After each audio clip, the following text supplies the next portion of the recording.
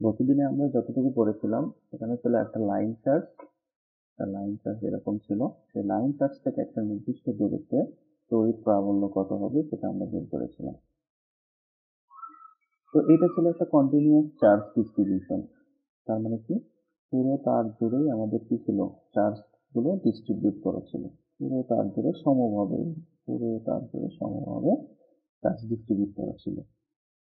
ঠিক একইভাবে আজকে আমরা আরেক ধরনের চার্জ ডিস্ট্রিবিউশন করব, যেটাকে বলা হচ্ছে surface charge distribution. Surface charge ডিস্ট্রিবিউশনে তাহলে আমরা কি দেখবো আসলে, যে এখানে যে ফিগারটা দেখা আছে, সাপোজ এই এক্স এক্সিস, ওয়াই এক্সিস, আর হচ্ছে কি জেড এক্সিস। আর এখানে যে সারফেসটা আছে সেই সারফেসটা হচ্ছে এক্স ওয়াই তলে অবস্থিত। সারফেস কি জিনিস? একটা ক্ষেত্রফল। তার মানে কি, এই যে একটা শীট, সাপোজ একটা মেটালিক শীট, এটা হচ্ছে একটা মেটালিক শীট। তাহলে এই মেটালিক শীটটাকে আমি কি করেছি, এক্স ওয়াই তল বরাবর রেখে দিয়েছি, আর পুরো শীট জুড়ে আমি কি করে রেখেছি, চার্জ ডিস্ট্রিবিউট করে রাখছি।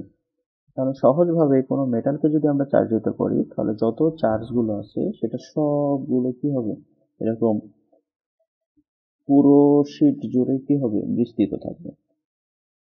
তাহলে পুরো শীট যদি মেটালিক চার্জগুলো এভাবে কি করে থাকে, পুরো শীট জুড়ে যদি চার্জগুলো এরকম বিস্তৃত অবস্থায় থাকে, তাহলে আমি কি করতে পারি, পুরো শীট থেকে আমার তড়িৎ বলরেখা বের হবে। এই আমি যদি দেখি তাহলে কি দেখবো, এই তড়িৎ এখান থেকে এরকম করে কি বের হচ্ছে, তড়িৎ বলরেখা বের হচ্ছে। প্রত্যেকটা পয়েন্ট থেকে তড়িৎ বলরেখা বের হচ্ছে। আর তড়িৎ বলরেখাগুলো আসলে গিয়ে কোথায় মিল হবে, এই যে পি বিন্দুতে যদি আমি 1 কুলম্ব চার্জ নিয়ে আসি, সাপোজ আমি 1 কুলম্ব চার্জকে কোথায় নিয়ে আসছি, পি বিন্দুতে। পি বিন্দুতে যদি আমি 1 কুলম্ব চার্জ নিয়ে আসি, তাহলে এই সবগুলো পয়েন্টের যে চার্জ আছে তারা সবাই কি করবে, বিকর্ষণ করবে। তাহলে আমরা গত গত দিনের পড়াশোনায় আমরা দেখেছিলাম যে এফ ইকুয়াল টু কি ছিল, 1 divided by 4 pi epsilon naught Q1 Q2 divided by R12। তাহলে এখানে আমি কি করলাম, যে আমি যদি সবগুলো চার্জকে একটা মেটাল শিটের উপর দিয়ে চার্জ করে রাখি, চার্জ দিয়ে তারা একটা নির্দিষ্ট দূরত্বে, যদি আমি চাই যে কি করতে হবে, একটা নির্দিষ্ট দূরত্বে তড়িৎ প্রাবল্য নির্ণয় করতে হবে। তড়িৎ প্রাবল্য সমান আমরা জানতাম হচ্ছে এরকম একটা জিনিস, Q1 Q2 divided by R12 এর উপরে স্কয়ার। ব্যাপারটা যদি এমন হয় যে Q1 আর Q2 এর মধ্যে Q2 কত হয়ে গেছে, 1 কুলম্ব, তাহলে আমরা বলেছিলাম যে এই ফোর্সটা তখন হয়ে যায় ইলেকট্রিক ফিল্ড ইন্টেন্সিটি ই। তাহলে আবার যদি আমি বলি যে এই সবগুলো যে চার্জ আছে সেই সবগুলো চার্জের এরকম বল রেখা বের হবে, যে বল রেখাগুলো এই পয়েন্টে থাকাকালীন, আর এই পয়েন্টে যদি আমি 1 কুলম্ব চার্জ নিয়ে আসি, সেই 1 কুলম্ব চার্জকে করবে বিকর্ষণ।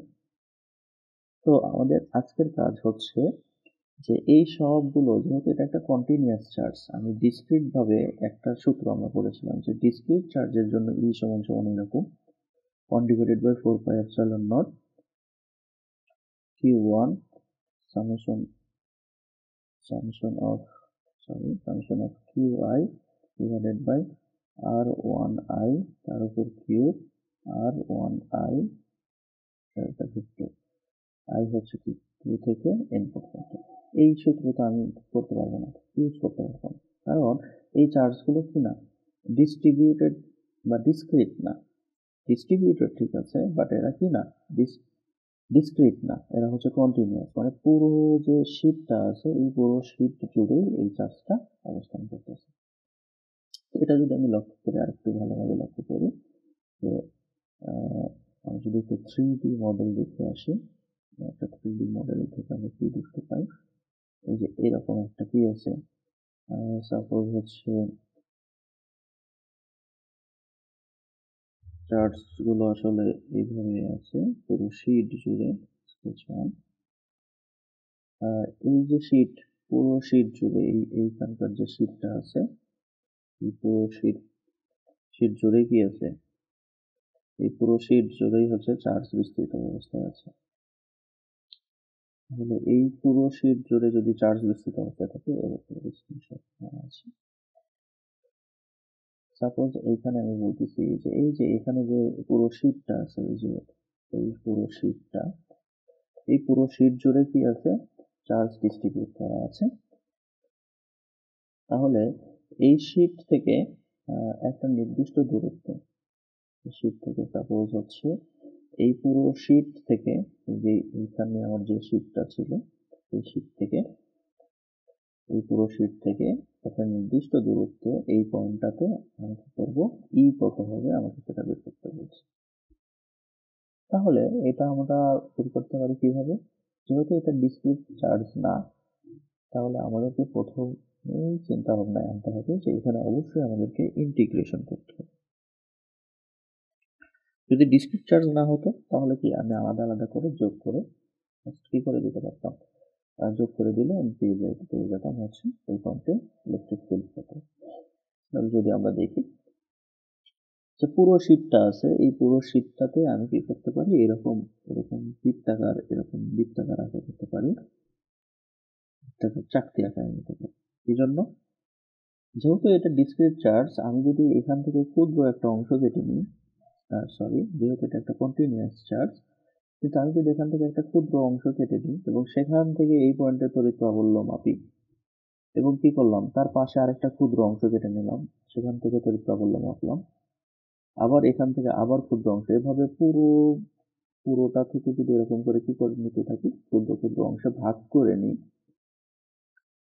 তাহলে আমি কি করতে পারি, সেই প্রত্যেকটা ক্ষুদ্র ক্ষুদ্র অংশের জন্য তড়িৎ প্রাবল্য বের করে যদি আমি যোগ করে দিই, সাম করে দিই, তাহলে আমি কি পাবো, টোটাল ইলেকট্রিক ফিল্ড পাবো। তো এই কাজটা করাটা আসলে সহজ না। আমি যদি পুরো সারফেসটাতে এইভাবে ক্ষুদ্র ক্ষুদ্র অংশে ভাগ করে করে যদি নির্দিষ্ট এই যে প্রত্যেকটা ডিস্টেন্স r1 r2 rn+1, তো এই প্রত্যেকটা দূরত্বও কি হবে, প্রত্যেকটা দূরত্ব হবে আলাদা আলাদা। তো এই জিনিসটা তো খুব সহজ জিনিস না, এটা হচ্ছে অনেক সময়ের ব্যাপার।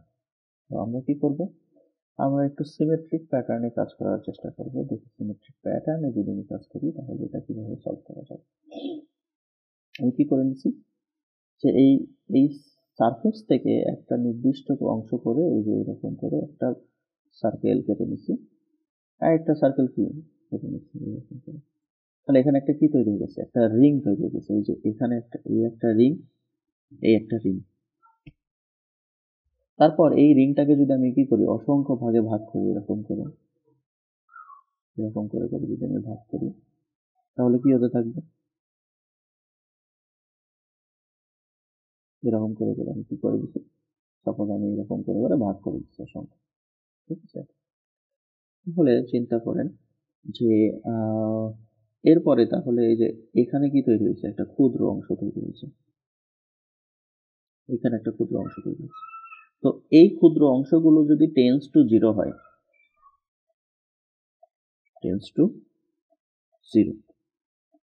তার মানে কি এই ক্ষুদ্র অংশগুলো যদি খুবই ছোট ছোট হয়, তাহলে এইরকম করে করে যদি আমি অসংখ্য বৃত্ত আঁকলাম, সাপোজ এরকম অসংখ্য চাকতি আঁকলাম, এই অসংখ্য চাকতিগুলো একে তো আমি কি করলাম, পুরো সারফেসটাকে এরকম করে অসংখ্য চাকতিতে ভাগ করলাম।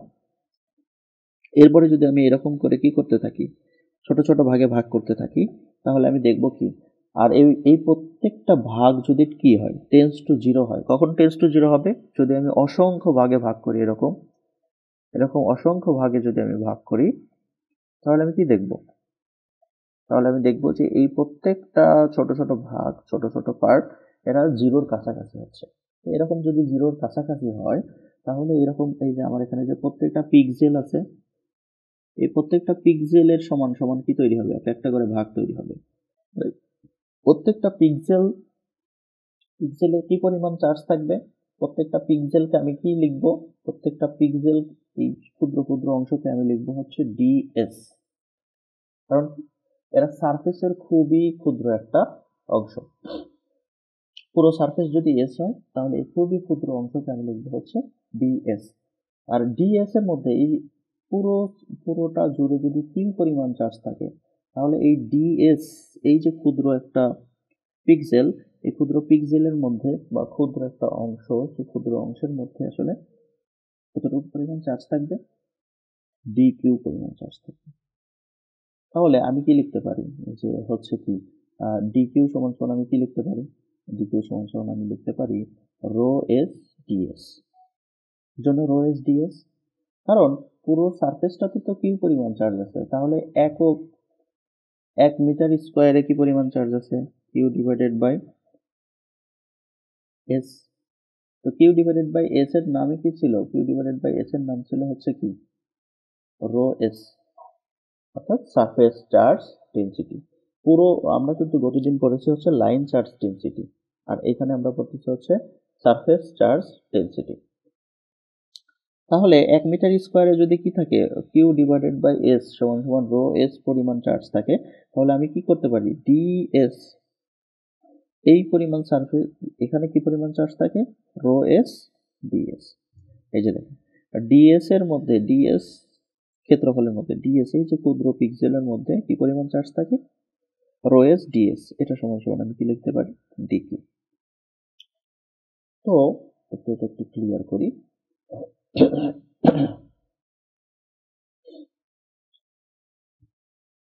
তাহলে আমরা কি পাইলাম যে এই যে এখানে যে একটা এটা কি তৈরি হয়েছে, একটা পার্ট, যাকে আমি বলতে পারি কি একটা ক্ষুদ্র অংশ তৈরি হয়েছে, এইটাকে আমি নাম দিলাম কি ডিএস।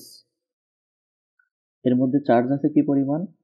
ডি কিউ, এবং এই ডি কিউ সমান সমান আবার কি রো এস ডিএস। ঠিক আছে, ব্যাপারটা দাঁড়ালো এরকম। তো এখান থেকে আমি সাপোজ আমার হচ্ছে এইটাই সেই পয়েন্ট, যে পয়েন্টে আমি 1 কুলম্ব চার্জ আনবো, সেই 1 কুলম্ব চার্জের জন্য এখানে তড়িৎ প্রাবল্য কত হবে সেটা আমাকে বের করতে হবে। তাহলে এখান থেকে আমাকে কি করতে হবে? এই হাইটটা, এই ডিস্টেন্সটা, এটার নাম কি হবে তাহলে? আর সাপোজ এইটা হচ্ছে কি আমার সেই হচ্ছে ফার্স্ট খণ্ড। তো এইভাবে আমি কতগুলো খণ্ড করব? পুরো সারফেস জুড়ে আমি কি করব? এন সংখ্যক খণ্ড তৈরি করব। আবার সেই খণ্ডগুলো যদি কি হয়ে যায়, সেই খণ্ডগুলো যদি খুবই ছোট হয়ে যায়, একটা পিক্সেলের সমান সমান হয়ে যায়, অর্থাৎ জিরোর কাছাকাছি হয়ে যায়, তাহলে বিষয়টা আর ডিসক্রিট থাকবে না, তখন সেটা কন্টিনিউয়াস হয়ে যাবে। তাহলে এইটাকে যদি আমরা আরেকটু দেখি, তাহলে কিরকম দেখা যায়। তো এখানে আবার একটা বিষয় আছে, যে হচ্ছে কি এটা যদি কি আমার সেই এক্স এক্সিস, এটা যদি আমার সেই ওয়াই এক্সিস, আর এটা যদি হয় জেড এক্সিস, তাহলে এক্স এক্সিসের সাথে যে কোণ তৈরি করে সেই কোণের নাম ছিল হচ্ছে কত? ফাই। এক্স এক্সিসের সাথে যে কোণ তৈরি করতো তার নাম ছিল হচ্ছে ফাই। এই যে আমি যে খণ্ড নিয়ে কাজ করতেছি, সাপোজ আমি এই খণ্ড নিয়ে কাজ করতেছি, তাহলে এই খণ্ডটা মানে হচ্ছে এই যে এতটুকু অংশ নিয়ে আমি কাজ করতেছি। তো এতটুকু অংশ নিয়ে কাজ করতে আমার কি কি দেখা লাগবে? পরিবর্তনটা আসলে কতটুকুর মধ্যে হচ্ছে। তো এখানে এক্স এক্সিসের সাথে যে কোণ তৈরি করতেছে তার নাম হচ্ছে ফাই। আর এই যে এই বরাবর যে লাইনটা চলে গেছে, এই বরাবর যে লাইনটা চলে গেছে, এটা হবে কি এর রো, এর ডিরেকশন। আর এখান থেকে এই দিক বরাবর যে এটা চলে যাবে, একে বলা হবে কি এ ফাই। তো বিষয়টা দাঁড়ালো এরকম, যে আমি যদি আরেকটু জুম করি, তাহলে আমরা দেখব যে এখানে যে অংশটা তৈরি হয়েছে এটার নাম কি হবে? এটার নাম হবে ডি রো, নাম হবে ডি রো। কারণটা হচ্ছে এখান থেকে এই পর্যন্ত এটার নাম কি? এটাতে আমি একটা সার্কেল করে নিয়েছি। তো সিলিন্ড্রিক্যাল কোঅর্ডিনেট যদি আমি চিন্তা করি, যে এই সার্কেলটাকে, এখানে যে বৃত্তটা আছে, এই বৃত্তটাকে যদি আমি উপরের দিকে উঠাই, তাহলে আমি কি পাবো? তাহলে আমি একটা সিলিন্ডার পাবো। তাহলে কি এই যে সিলিন্ডারের যে রেডিয়াসটা ছিল, সেই রেডিয়াসটাকে আমরা বলতাম হচ্ছে রো। তাহলে এই রো এর ক্ষুদ্র যে অংশটা আছে, সেই ক্ষুদ্র অংশটার নাম হচ্ছে ডি রো। তো এই যে এরপরে আমি কি করতে পারি, এই যে এইখানে যে একটা আর্ক তৈরি হয়েছে, আর্ক। তো এই আর্কের আমি যদি চাই এতটুকু অংশের ক্ষেত্রফল কত, সাপোজ এই যে এতটুকু অংশের ক্ষেত্রফল আমি বের করতে চাই, তাহলে আমাকে কি করতে হবে? ক্ষেত্রফল মানে হচ্ছে দৈর্ঘ্য গুণন প্রস্থ। তো দৈর্ঘ্য আমি পাই গেছি, দৈর্ঘ্য হচ্ছে ডি রো, হচ্ছে কি লেন্থ। কিন্তু এই যে এখানে যদি আমি আবার একটু ক্লিয়ার করি, এখানে একটা বৃত্তচাপ তৈরি হয়েছে, যেখানে একটা বৃত্তচাপ তৈরি হয়েছে যে আচ্ছা এই কোণটা যদি ফাই হয় তাহলে এই ক্ষুদ্র একটা অংশকে বলা হচ্ছে কি ডি ফাই, মানে ফাই এর চেয়ে একটু বেশি। তাহলে এই যে ডি ফাই, এখানে যে কোণ তৈরি করলো তার নাম হচ্ছে ডি ফাই অ্যাঙ্গেল তৈরি করছে, অ্যাঙ্গেল। তাহলে কে ডি ফাই অ্যাঙ্গেল তৈরি করছে? আমরা যে ক্ষুদ্র অংশটা নিয়ে আলোচনা করতেছি সেই ক্ষুদ্র অংশের দৈর্ঘ্য হচ্ছে ডি রো, যেটা কেন্দ্রের সাথে আবার যে কোণ তৈরি করছে সেই কোণের নাম হচ্ছে ডি ফাই। এখন আমরা একটা সূত্র পড়েছিলাম এরকম, যে এটা যদি হয় রেডিয়াস, এখানে যদি একটা অ্যাঙ্গেল হয় থিটা, তাহলে এইখানে যে আর্ক তৈরি হবে, এই আর্ক বা এই বক্রতা, বৃত্তচাপ আর কি যাকে বলা হয়, এই বৃত্তচাপ বা আর্ক সমান সমান হবে কি S equal to R theta. তার মানে কি, যে রেডিয়াসটা আছে তার সাথে যদি আমি এই অ্যাঙ্গেলটা গুণ করে দিই, রেডিয়ান অ্যাঙ্গেল, সেই রেডিয়ান অ্যাঙ্গেলটা গুণ করে দিলে আমি এই আর্কের লেন্থ পেয়ে যাব। তো এখানে যে কোণ তৈরি করছে সেই কোণের নাম হচ্ছে ডি ফাই, কোণের নাম হচ্ছে কি ডি ফাই। এখানকার যে কোণ সেটা হচ্ছে ডি ফাই, আর এখানকার যে রেডিয়াসটা আছে সেই রেডিয়াসটা হচ্ছে রো। তাহলে আমি কি লিখতে পারি? আমি লিখতে পারি এরকম, এই যে এই লেন্থ, এখান থেকে যে লেন্থটা তৈরি হয়েছে সেই লেন্থ হচ্ছে রো ডি ফাই।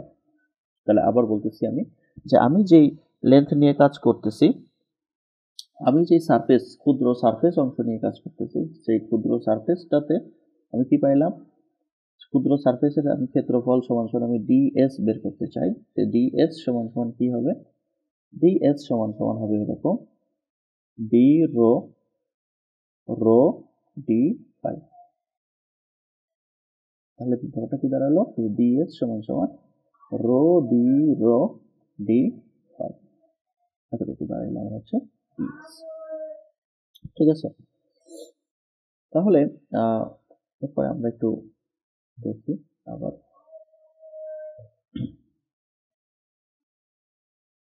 এই যে এখানে আবার একটু দেখি যে এখানে কি করতেছে, এক্স অ্যাক্সিসের সাথে কোণ তৈরি করছে ফাই, এখান থেকে এই পর্যন্ত ডিস্টেন্সটা হচ্ছে রো। তাহলে এটা কি, এটা হচ্ছে এ রো এর ডিরেকশন, এরপরে এটা হচ্ছে কি এ ফাই। এখন কথা হলো যে রো একদিকে আর এ রোর ডিরেকশন আরেক দিকে, ব্যাপারটা আসলে কেমন হয়ে গেল না? আসলে হচ্ছে কি, আমি তো বলতেইছি যে এই যে অংশটা আছে, যে অংশটা হচ্ছে ডিএস, এই অংশটা আসলে কোন দিকে টেন্স টু জিরো, এটা হচ্ছে টেন্স টু জিরো। তো টেন্স টু জিরো মানে কি, এই লাইন এই লাইন আর এই লাইন, এই দুইটা লাইন কি একবারে খুবই নিকটে। তো দুইটা লাইন যদি খুবই নিকটে হয় তাহলে কি দুইটা আলাদা আলাদা এ রো, এটা সাপোজ হচ্ছে কি এ রো 1 আর এটা হচ্ছে কি এ রো 2, এই দুইটা আসলে কি একই জায়গাতেই থাকবে। তো এগুলোর মধ্যে আসলে কোনো ডিফারেন্স তৈরি হবে না। তাহলে এরপরে আমি কি করতে পারি? আমরা জানি হচ্ছে ই সমান সমান কি ডিই। কি জন্য ডিই? আমরা বলতেছি যে এখানে যে চার্জটা ছিল সেই চার্জটার পরিমাণ ছিল হচ্ছে ডি কিউ সমান সমান রো এস ডিএস। তো এর কারণে সাপোজ হচ্ছে এখানে সেই পয়েন্টটা 1 কুলম্ব চার্জের সেই পয়েন্টটা, এর কারণে যে পরিমাণ তড়িৎ প্রাবল্য তৈরি হবে সেই তড়িৎ প্রাবল্যকে আমরা কি বলবো? ডিই। ডিই সমান সমান কি হবে? 1/4 পাই এপসাইলন নট, তারপর হচ্ছে ডি কিউ ডিভাইডেড বাই আমি এটাকে নাম দিলাম হচ্ছে আর, আর এর উপর স্কোয়ার। তো এটার যদি আমি ভেক্টর ফর্মেটে লিখি তাহলে আমি পাবো এরকম 1/4πε0 ডিকিউ। ডিকিউ এর বদলে আমি কি লিখতে পারি? ডিকিউ এর বদলে আমি লিখতে পারি rho S DS divided by R এর উপর কিউব, আর এর উপর কিউব আর, এটা কিন্তু আমি লিখতে পারি। তো এটা যেহেতু আমি লিখতে পারি, এখন আমি যদি কি করি, এই যে রেডিয়াস, নিচের যে রেডিয়াস, এই রেডিয়াসটা চেঞ্জ হবে। এই যে ডিএস, ডিএস এর মধ্যে আবার কি পাইলাম? ডিএস এর বদলে আমরা লিখতে পারি ডিএস সমান সমান এরকম ছিল রো ডি ফাই। এই যে এখানে যেটা আমরা দেখেছি যে ডিএস সমান সমান হচ্ছে কি রো ডি ফাই। তাহলে সবগুলো ভ্যালু যদি আমি ওখানে বসাই দিই তাহলে আমি কি পাবো? যে ডিই সমান সমান কি? ডিই সমান সমান 1/4πε0। এরপর বলতেছে রো এস, ডিএস সমান সমান কি? Rho D phi. আর রো এস আর রো এই দুইটা কিন্তু এক জিনিস না। রো এস বলতেছে surface charge density, rho S বলতেছে সারফেস চার্জ ডেনসিটি, আর ডি রো কি বলতেছে? রো বলতেছে, রো হচ্ছে কি? রেডিয়াস, হচ্ছে রেডিয়াস। এরপরে কি লিখতে পারি? এটা হচ্ছে কি ভেক্টর আর এর যে ভ্যালু, ভেক্টর আর এর ভ্যালুর উপর কিউ, এটা হচ্ছে কি ভেক্টর আর। তো এখন এটা একটা জেনারেলাইজড ইকুয়েশন হয়ে গেল। জেনারেলাইজড কেন বলতেছি আমি? যে এখানে আমি রোর ভ্যালু আলাদা আলাদা ভ্যালু বসাবো। রো যদি 1 বসাই তাহলে 1 মিটার দূরে কি পরিমাণ? রো যদি আমি 2, 3, 4 বসাই তাহলে আমি 2, 3, 4 এর জন্য কি পরিমাণ হবে সেটা আমি বের করতে পারবো। আবার ডি ফাই এর ভ্যালু আমি কি করতে পারি? চেঞ্জ করতে পারি। ডি ফাই কত বাড়াবো কমাবো সেটার উপর করবে ডিপেন্ড করবে। আর যে আর, এই আরটা আসলে রো ডি ফাই এই তিনটা চলকের উপর ডিপেন্ড করে আরটাও কি হতে থাকবে? চেঞ্জ হতে থাকবে। আরটা আসলে কি? যে সারফেসের প্রত্যেকটা পয়েন্ট থেকে যে পয়েন্টে আমি তড়িৎ প্রাবল্য নির্ণয় করব সেই পয়েন্টের দূরত্ব, সেটা হচ্ছে আমার হচ্ছে ডিসটেন্স। তাহলে এই পুরো অংশটাকে যদি আমি ইন্টিগ্রেট করি, আমি যদি এখানে আবার একটু দেখি, এখানে একটা পিকচার দেওয়া আছে। আচ্ছা, ব্ল্যাক ব্যাকগ্রাউন্ডে মনে হয় ভালো দেখা যাচ্ছে না, আমি হোয়াইট ব্যাকগ্রাউন্ড একটু দেখাই। তো এইটা হচ্ছে আমার সেই যে অংশটা, সেটা হচ্ছে ডিএস রো ডি ফাই, যার হচ্ছে ক্ষেত্রফল বা এরিয়া, ক্ষুদ্র এরিয়া যাকে বলা হচ্ছে। এই যে ডট ডট লাইনটা আছে সেই ডট ডট লাইনটা বোঝাচ্ছে হচ্ছে আর, অর্থাৎ এই সারফেস থেকে কত দূরত্ব, যেটা ডিভাইডেড বাই আকারে আছে। এই যে ডিইর যে ইকুয়েশনটা আমরা শেষ পর্যন্ত পাইলাম 4πε0, এরপর কি বলতেছে কি রো এস, তারপর কি রো ডি ফাই, এরপর হচ্ছে আর নামক ভেক্টর, এরপরে কি বলতেছে, এরপরে ব্যাপারটা দাঁড়াচ্ছে এরকম যে আর ভেক্টর তারপর কি এরকম গেল। তো এখান থেকে আমি যদি এখন কি করি, এই উভয় পক্ষে ইন্টিগ্রেশন ইউজ করি, ইন্টিগ্রেশন বসাই দিই এবং ইন্টিগ্রেশন থেকে আমি কি পাবো? পুরো সারফেসের প্রত্যেকটা পয়েন্টের জন্য আলাদা আলাদা কি করবে এই ইন্টিগ্রেশন, নিজে থেকেই আলাদা আলাদা এরকম আর খুঁজে বের করবে। ঠিক আছে, সেখান থেকে আমাকে কি বের করবে দিতে, রো এবং ডি ফাই। রো আসলে কত থেকে কত পর্যন্ত বিস্তৃত থাকবে, এই ভ্যালুগুলো আমরা এখন বসাবো। তাহলে এই আর বের করার জন্য সাপোজ হচ্ছে যে পয়েন্টটা আছে, এই যে এখানে যে পয়েন্টটা আছে সেই পয়েন্টের যে কোঅর্ডিনেট, সেই কোঅর্ডিনেট হচ্ছে 0, 0, H।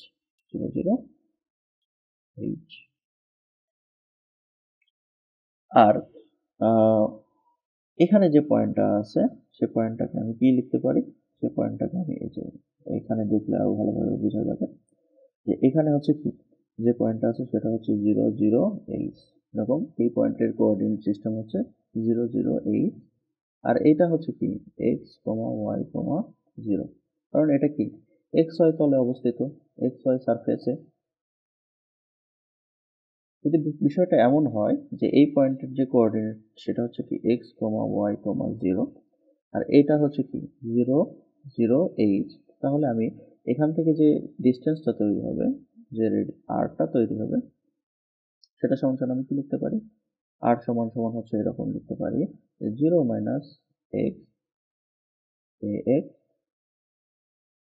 Plus 0 minus y ay plus হচ্ছে কি h মাইনাস 0 az। পরের লাইনে আমি এরকম লিখতে পারি যে বিষয়টা কিরকম, সেটা হচ্ছে এরকম r equal to minus x ax minus y ay plus h az। তাহলে r সমান আমি এরকম লিখতে পারি মাইনাস রো এ রো প্লাস h az, এরকম একটা ভেক্টর লিখতে পারি। আর এর যে ভ্যালুটা আছে সেটা সমান আমি লিখতে পারি এরকম R equal to root over rho square plus h square. ঠিক আছে, তাহলে এইটাকে যদি আমি বসায় দিই ইন্টিগ্রেশনের মধ্যে, তাহলে আসলে বিষয়টা কিরকম দেখা যায়। সরি,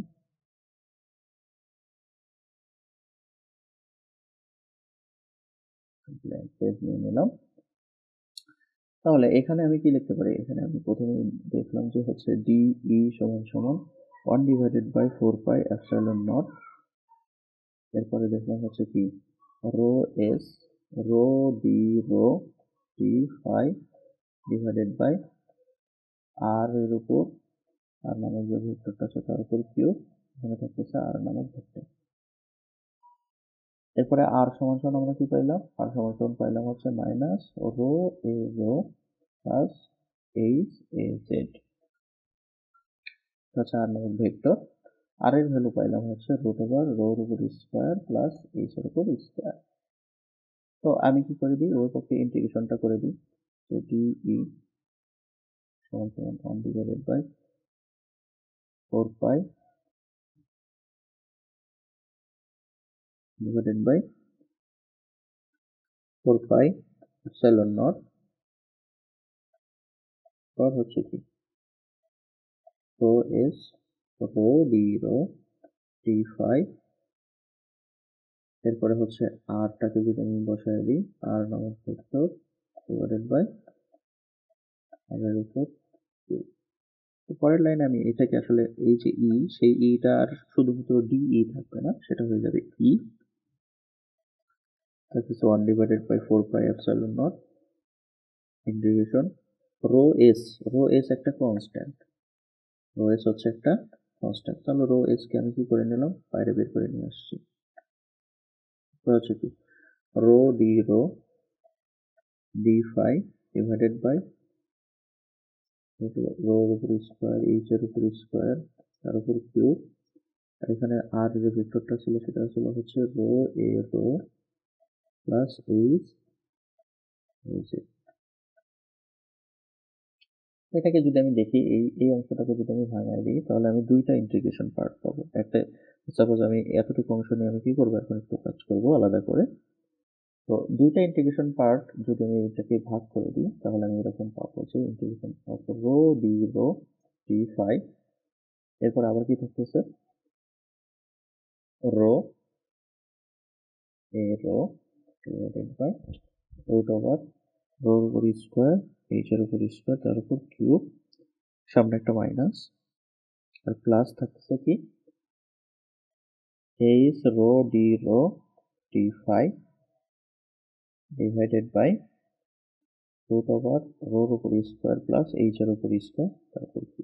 তাহলে বিষয়টা দাঁড়াচ্ছে এরকম যে এই দুইটা ইন্টিগ্রেশনকে যদি আমি সলভ করি তাহলে আমি পেয়ে যাবো, যেহেতু এখানে ইন্টিগ্রেশনটা আমি একটু এখানে সারফেস ইন্টিগ্রেশন হবে, সরি, যেহেতু দুইটা চলক আছে সেই জন্য দুইটা ইন্টিগ্রেশন হবে। তাহলে এখানে যদি দুইটা ইন্টিগ্রেশন এবং দুইটা ইন্টিগ্রেশনের ভ্যালু আমি যদি লিমিট বসিয়ে দিই, লিমিটটা কি হবে লিমিটটা এখানে যে ফাইটা আছে সেই ফাই হচ্ছে 0 থেকে 2 পাইয়ের মধ্যে কি হতে থাকবে লিমিট। ফাইয়ের লিমিট হচ্ছে 0 থেকে 2 পাই। একটু আমরা আবার দেখি এই যে ফাই, এটা ফাই তৈরি করতেছে, এক্স এক্সিসের সাথে কোণ তৈরি করতেছে, সেটা কতখানি কোণ তৈরি করতে পারে 0 থেকে শুরু করে 2 পাই পর্যন্ত। আর রো যেটা আছে রো, যে এরপরে কি আছে, যেহেতু চলক এখানে দুইটা, একটা ডি ফাই আর একটা হচ্ছে ডি রো, তাহলে রো এর লিমিট হবে কত থেকে 0 থেকে ইনফিনিটি পর্যন্ত। কারণ আমরা যে এখানে যে সারফেসটা নিয়ে কাজ করতেছি সেই সারফেসটা আমরা চিন্তা করতেছি যে অসীম পর্যন্ত বিস্তৃত। এটা সসীম হইলে যে যা হিসাব নিকাশে যা আসবে আমরা সেটাই লিখবো, যেহেতু আমরা ধরেই নিচ্ছি এটা কি অসীম একটা শীট। তাহলে আমরা কি লিখবো, এটা হচ্ছে রো 0 থেকে ইনফিনিটি পর্যন্ত, আর হচ্ছে কি ফাই ইকুয়াল টু কি 0 থেকে 2 পাই পর্যন্ত। এতটুকু কি জাস্ট আমরা আমাদের সেই ইন্টিগ্রেশন পার্ট, আর এর বাইরে কি আছে, এর বাইরে আলাদা করে। তো আমরা যদি কি করি, এই দুইটাকে আলাদা আলাদা করে একটু ইন্টিগ্রেট করে দেখি, তাহলে আসলে কি পাবো। তাহলে আমি প্রথমে এই শেষের অংশটুকু যদি ইন্টিগ্রেট করি তাহলে আমি কি পাবো, ফাই ইকুয়াল টু 0 থেকে twice phi, rho equal to 0 থেকে infinity, H rho D phi divided by rho square plus H এর উপর স্কোয়ার 3/2। এখন আমরা লক্ষ্য করে দেখব যে হচ্ছে কি পুরো ফাংশনটাতে শুধুমাত্র ডি ফাই আছে, ফাই সংক্রান্ত অন্য কোনো রাশি নাই। তার মানে আমি যদি ফাইয়ের সাথে ইন্টিগ্রেটটা করে দিই তাহলে আমি প্রথমে পাবো হচ্ছে ফাই 0 থেকে টুয়াইস ফাই, আর পরের অংশটুকু থাকবে হচ্ছে রো ইকুয়াল টু 0 থেকে ইনফিনিটি এইচ রো ডি রোর উপর স্কোয়ার প্লাস এইচ এর উপর স্কোয়ার 3/2। এর সাথে অবশ্যই এ জেড আছে, অবশ্যই কি থাকবে, অবশ্যই এ জেড থাকবে, এ জেড, এখানে এ জেড দেখ করে গেছে। তো এখন যদি আমি লক্ষ্য করি, আমি যদি কোনোভাবে এরকম ধরে নিই যে এই রোর উপর স্কোয়ার প্লাস এইচ এর উপর স্কোয়ার ইকুয়াল টু জেড, তাহলে বিষয়টা কিরকম দাঁড়াবে, বিষয়টা দাঁড়াবে এরকম যে 2 রো টি রো সমান সমান হচ্ছে ডি জেড। তো এই ইকুয়েশনটাতে যখন এই রো টেন্স টু 0 তখন জেড টেন্স টু কি, যদি বলি এরকম যে রো টেন্স টু 0 হলে জেড টেন্স টু এইচ এর উপর স্কোয়ার। এই যে এইখানে যদি আমি 0 বসাই দিই জেড সমান সমান কত হয়ে যাবে, এইচ স্কোয়ার হয়ে যাবে। কিন্তু রো টেন্স টু যদি ইনফিনিটি হয় তাহলে জেড টেন্স টু কি ইনফিনিটি। তাহলে এই লিমিটগুলো যদি আমি বসাই দিই তাহলে এখানে পাবো হচ্ছে 2 পাই এখান থেকে, আর এটাতে রোর বদলে আমি কি বসাচ্ছি, রোর বদলে আমি বসাচ্ছি জেড। জেড এর লিমিট হবে কি, জেড এর লিমিট হবে H square to infinity. H যেহেতু এইখানে এইচ এর মধ্যে কি থাকতেছে না, কোনো এইচ থাকতেছে না, এইচকে আমি বাইরে বের করে নিয়ে আসতে পারি। এখন rho square plus H square সমান আমি বলতে পারি জেড সমান আমি Z to the power 3 divided by 2 লিখতে পারি। আর রো ডিভাইডেড বাই এই যে এই লাইন থেকে আমি কি লিখতে পারি, রো ডি রো সমান ডি জেড ডিভাইডেড বাই 2, তাহলে D Z divided by 2, Z এর লিমিট হচ্ছে এইচ স্কোয়ার থেকে শুরু করে 2 পাই এইচ, পরের লাইন আমি কি লিখতে পারি ডিভাইডেড বাই 2, যেহেতু বাইরে বের করে নিয়ে আসছি আমি এরকম লিখতে পারি যে Z to the power -3/2 plus 1 -3/2 plus 1, দাঁড়াবে এরকম যে এইচ স্কোয়ার হবে লোয়ার লিমিট আর আপার লিমিট হবে ইনফিনিটি। তো তারপরের লাইন আমি কিরকম লিখতে পারি 2 পাই এইচ ডিভাইডেড বাই 2, তারপর 1 divided by Z to the power half, তার মানে কি 3/2 মানে কি, দেড় থেকে যদি 1 বাদ দিই তাহলে রুট ওভার জেড মাইনাস হচ্ছে কি মাইনাস হাফ, সেক্ষেত্রে তার হচ্ছে এরকম 3/2 থেকে হাফ। তো এটাকে যদি আমি লিমিট বসাই দিই যে এইচ স্কোয়ার থেকে ইনফিনিটি, তাহলে আমি পরের লাইনটাতে এরকম পাবো যে 2 পাই আর থাকতেছে না, থাকতেছে এরকম যে pi H divided by H, আর ইনফিনিটি যদি আমি এখানে বসাই দিই তাহলে পাবো কি 0 ডিভাইডেড বাই এখানে মাইনাস হাফ বসাই দিই, এখানে পাবো কত ইনফিনিটি বসিয়ে দিলে পাবো 0, আর এইচ এর উপর স্কোয়ার পাইলে পাবো বসাই দিলে পাবো 1 ডিভাইডেড বাই এইচ। তাহলে পাইলাম কি 2 পাই, এটাকে যদি উল্টাই দিই এইচ কেটে গেছে, মাইনাস মাইনাস কেটে গেছে, তাহলে আমি পাচ্ছি হচ্ছে 2 পাই। এই যে ইন্টিগ্রেশন, এখানে যে ইন্টিগ্রেশনটা আছে, এখানে যে ইন্টিগ্রেশনটা ছিল এটা অনেক চেঞ্জ হয়ে গেছে। এই ইন্টিগ্রেশনটার ভ্যালু আমি কত পাইলাম, এই যে এই ইন্টিগ্রেশনটার ভ্যালু আমি পাইছি হচ্ছে 2 পাই। ঠিক আছে, এরপরে বাকি যে ইন্টিগ্রেশনটা আছে এই ইন্টিগ্রেশনটা আমি একটু লক্ষ্য করে দেখি যে এই ইন্টিগ্রেশনটাতে আমি কি পাই, সেটা হচ্ছে মাইনাস রো স্কোয়ার, এটা minus rho square D rho D phi এ রো, অর্থাৎ ইন্টিগ্রেশনটা এরকম minus integration of rho square D rho D phi এ rho divided by root over, root over না দিয়ে 3/2 দিয়ে দিই, রো স্কোয়ার প্লাস এইচ এর উপর স্কোয়ার তারপর 3 ডিভাইডেড বাই 2। এটারও লিমিট যথারীতি এরকম যে ফাই হচ্ছে 0 থেকে শুরু করে টয়েস পাই পর্যন্ত, আর রো ইকুয়াল টু 0 থেকে শুরু করে ইনফিনিটি পর্যন্ত।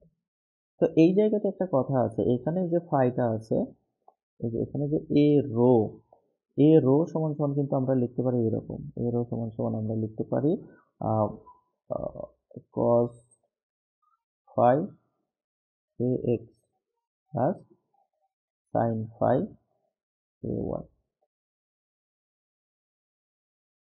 cos phi ax sin phi ay, সেটা আমি পূর্ববর্তী ক্লাসগুলোতে আমি দেখাই দিচ্ছি। সেখান থেকে যদি আমি কি করি মাইনাস, আর এখানে এটা আসতেছে কোত্থেকে, এখানে যেহেতু এ রো ছিল, এ রো আবার কিসের উপর ডিপেন্ডেন্ট, এ রো হচ্ছে ফাই এর উপর ডিপেন্ডেন্ট, ফাই কস ফাই এবং সাইন ফাই এর উপর ডিপেন্ডেন্ট।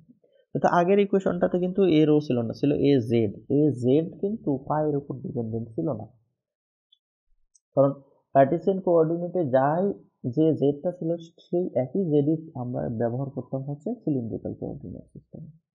তো এইটা যদি আমি লক্ষ্য করি তাহলে আমি কি লিখতে পারি যে ফাই ইকুয়াল টু 0 থেকে twice phi, rho equal to 0 থেকে infinity, rho square D rho D phi, এরপরে বলতেছি যে cos x cos phi ax divided by rho square plus H এর উপর স্কোয়ার 3/2, তারপর কি দুইটাকে ভাগ করে দিলে কি পাওয়া যাবে, আরেকটা ইন্টিগ্রেশন phi ইকুয়াল টু 0 থেকে twice pi, rho equal to 0 থেকে infinity, rho square D rho D phi, তো বলতেছে যে sine phi A Y divided by হচ্ছে রোর উপর স্কোয়ার প্লাস এইচ এর উপর স্কোয়ার 3 ডিভাইডেড বাই 2।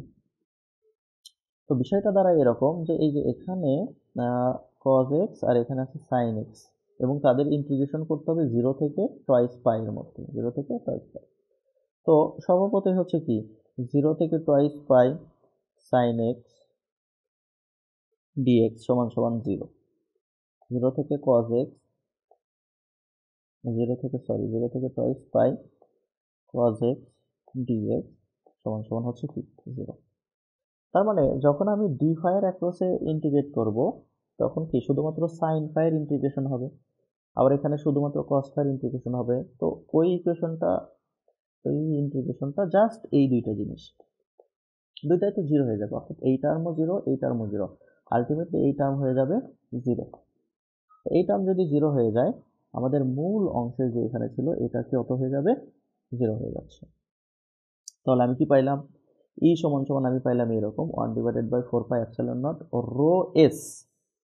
ঠিক আছে, এটাকে আমি ভেঙে এই দুইটা পার্টে ভাগ করে দিছিলাম, যার মধ্যে একটা পার্ট থেকে এই পার্ট থেকে আমি পাইছি হচ্ছে 2 পাই, আর এখানকার যে পার্ট আছে সেই পার্ট থেকে আমি পাইছি হচ্ছে 0।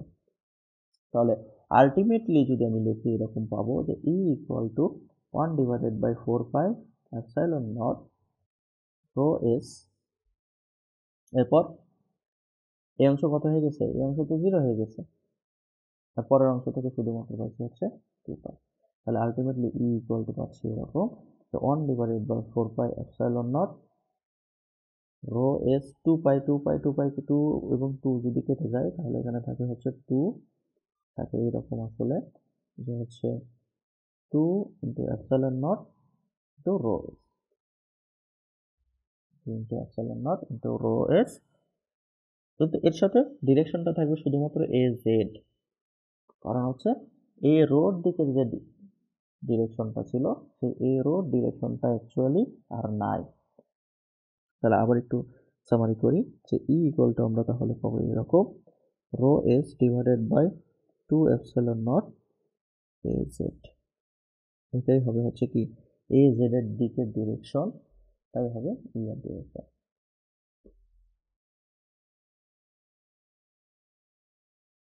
তাহলে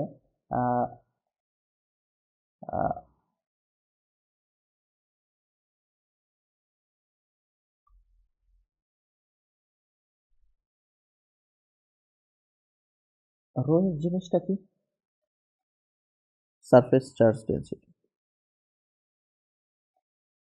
সারফেস চার্জ ডেনসিটি।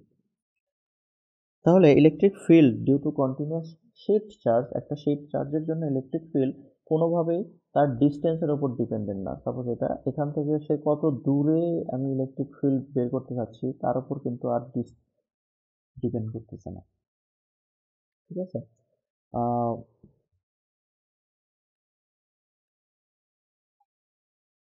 তাহলে এইটাই হচ্ছে আমার ইনফাইনাইট একটা যদি শিফট চার্জ থাকে সেখানে যে পরিমাণ ইলেকট্রিক ফিল্ড তৈরি হবে সেটা। তো আমাদের আজকের ক্লাসটা, এখন আমি যদি কি জাস্ট একটু যদি দেখাইতে চাই তাহলে আমি এখানে আসলে দেখাইতে পারি এভাবে যে হচ্ছে কি একটু সিমুলেশন যদি আমি দেখাই তাহলে কি দেখতে পাবো,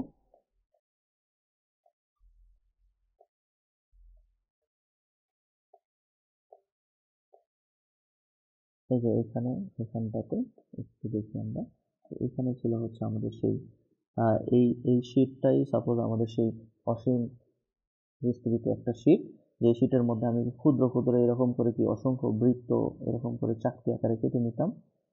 আর এই যে এখানে যে অংশটা পাওয়া যাচ্ছে এই যে যেটাকে আমি সিলেক্ট করে দেখাচ্ছি, যে এটাই হচ্ছে আমার সেই সারফেস, যে ক্ষুদ্র সারফেসটা ছিল সেই ক্ষুদ্র সারফেস। এখান থেকে একটা নির্দিষ্ট দূরত্বে যে এই যে ডট ডট লাইনটা দেখাচ্ছে এটাই হচ্ছে আমার সেই রেডিয়াস, আর এখানে আমার 1 কুলম্ব চার্জ আমি রাখতাম। আমি এই পয়েন্টেই বের করতে চাচ্ছিলাম হচ্ছে তড়িৎ প্রাবল্য। তো দেখে হয়তো কিছুটা অন্তত বোঝা গেছে। আর এখানে যে অ্যাঙ্গেলটা তৈরি করতেছিল সেটা ছিল আমার হচ্ছে ফাই, এখানে যে অ্যাঙ্গেলটা তৈরি করতেছিল ক্ষুদ্র সেটা হচ্ছে ডি ফাই, এ পর্যন্ত রো। তাহলে এই যে এতটুকু অংশটাকে কি বলবো, এই যে এখানে যে দৈর্ঘ্যটা আছে এই যে দৈর্ঘ্যটাকে আমি লিখতে পারি হচ্ছে ফাই রো, সরি এই দৈর্ঘ্যটাকে আমি লিখতে পারি হচ্ছে, আমি যদি আবার একটু সিলেক্ট করি এই এই যে ক্ষুদ্র অংশটুকু আমি লিখতে পারি হচ্ছে ডি রো। আবার এখানে আরেকটা কথা ছিল যে এই যে আর্কটা আছে আর্কটাকে আমি লিখতে পারি হচ্ছে rho D rho rho D phi, sorry rho D phi, কারণ এখানে যে ক্ষুদ্র কোণটা তৈরি করতেছে সেটা ছিল আমার হচ্ছে ফাই।